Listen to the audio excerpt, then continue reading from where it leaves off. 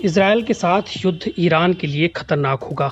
Iran के Islamic revolutionary guard corps यानी IRGC के संस्थापक मोहसिन सजेगरा ने इस खतरे के प्रति आगाह किया है।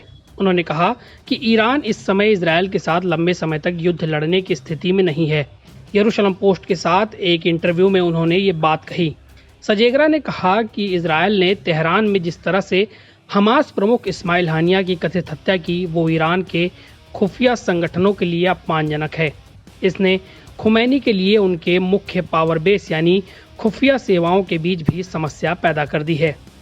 सजेगरा ने ईरान के भीतर आंतरिक संघर्षों और सर्वोच्च नेता अयातुल्ला अली खामेनी के सामने आने वाली समस्याओं पर भी बात की।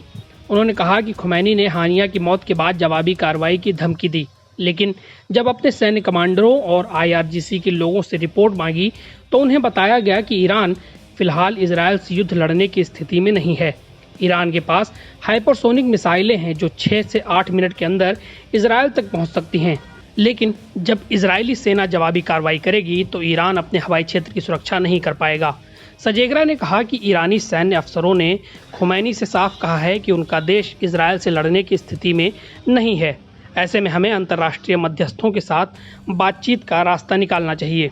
इसराइल और ईरान के बीच बढ़ते संघर्ष में अमेरिका की भूमिका पर सजेगरा ने कहा, जहां तक मुझे पता है ईरान ने पर्दे के पीछे अमेरिका के साथ बातचीत की है और उन्हें इसराइल से बात करने के लिए कहा है। ईरान ने कहा कि वो इसराइल पर हमला करेगा जिसमें कोई भी मारा नहीं जाएगा। इसके बाद इसराइल कोई जवाबी कार्रवाई न करे, इससे वो अपनी जनता को शांत कर सकेगा। ईरान ने अमेरिका से इसराइल पर दबाव डालने के लिए कहा है वो ऐसी जवाबी कार्रवाई न करे जिससे युद्ध आगे बढ़े। हालांकि अमेरिका ने कहा है कि हम इसराइल को नहीं रोक सकते और ऐसा भरोसा नहीं दिला सकते। सजेगरा ने कहा कि इसराइल पर हमला करने में खुमैनी को कई चुनौतियों का सामना करना पड़ेगा और वो घिर सकते हैं। सबसे पहला तो ये तय है कि ईरानी हमले के बाद इसराइल भी कार्रवाई करेगा और इससे युद्ध छिड़ जाएगा। ऐसे में ईरान के लिए इसराइल का सामना करना मुश्किल हो जाएगा और ईरान के सामने इसमें हार का सामना करना पड़ सकता है।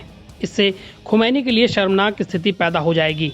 दूसरा खतरा ये है कि ईरान की अर्थव्यवस्था नाजुक दौर में है। युद्ध ईरान की आर्थिक स्थिति को और भी ज़्यादा जटिल बना देगा। इसके अलावा ऐसी भी रिपोर्टें हैं कि इसराइल के साथ युद्ध के लिए ईरानी लोगों में एकजुटता नहीं है। बड़ी तादाद में ईरान के लोग इसराइल के साथ संघर्ष का विरोध करते हैं। NBT ऑनलाइन की रिपोर्ट।